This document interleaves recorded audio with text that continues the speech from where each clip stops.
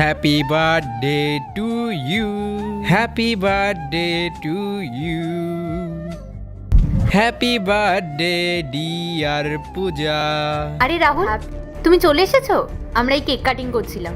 আরে এটা আমি কি দেখতেছি, আমার গার্লফ্রেন্ড। মনোজ, আরে হইছে হইছে, আর দিস না। আরে আস্তে, অল্প অল্প অল্প। আর না মনোজ। আরে খায় একটু, আবার আমার গার্লফ্রেন্ডের শরীরে টাচ করে। আরে মেঘা, তুইও ওকে খাওয়া না। অল্প অল্প। আরে এইটা আবার কোন রকমের birthday? Happy birthday. Thank you. চল পূজা, ডান্স করি। তোর বার্থডে বলে কথা, ডান্স না করলে হয়? আরে আল্লাহ রে, আমার গার্লফ্রেন্ড আরেকজনের সাথে ফষ্টি নষ্টি করতেছে। এইটা তো আমি কখনোই আশা করছিলাম না। আমাকে তো এগুলো দেখতেই মন চাচ্ছে না। আমি এখন কি করব?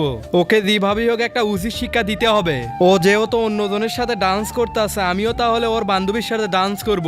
এরপর কি হলো সেইটা দেখার আগে এই দুইটা ছবির ভিতর থেকে যে কোনো একটা ছবিকে ভালোবেসে থাকলে ভিডিওতে লাইক করে চ্যানেলটি সাবস্ক্রাইব করে দাও। আর যদি না করো তাহলে আমি বুঝবো তোমরা ছবি দুইটাকে ভালোবাসো না। আর কমেন্টে লিখে দাও আমিন।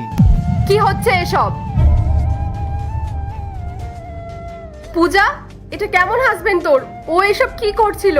ও আমাকে আনকমফোর্টেবল ফিল করাচ্ছিল। প্রথমে তো ভাবলাম তোর হাজবেন্ড ঠিকই আছে, কিন্তু না, ক্লোজ হয়েই যাচ্ছিল। কি অভদ্র লোক, কোনো ভদ্রতা নেই নাকি? আরে আমি কি এমন করেছি? আমি তো শুধু তোমার সাথে ডান্স করেছি। আর ডান্স করতে করতে তো এখানে ওখানে টাচ হয়ে যায়। আর আজকালকার দিনে তো এগুলো কমন। রাহুল, আমাকে অপমান করানোটা কি তোমার স্বভাবে দাঁড়িয়েছে? আজকে আমার বার্থডে, কোনো প্ল্যান তো আমার জন্য তুমি করোনি। উল্টে আমার ফ্রেন্ডরা আমার জন্য প্ল্যান করলো, আমাকে সারপ্রাইজ দিলো, আর তুমি তাদেরকে আনকমফোর্টেবল ফিল করাচ্ছ। এটা কিরকম ব্যবহার তোমার? তুমি বিবাহিত, তারপরেও একটা মেয়ের ক্লোজ হওয়ার চেষ্টা করছো। নেক্সট পার্ট চাইলে কমেন্ট করো।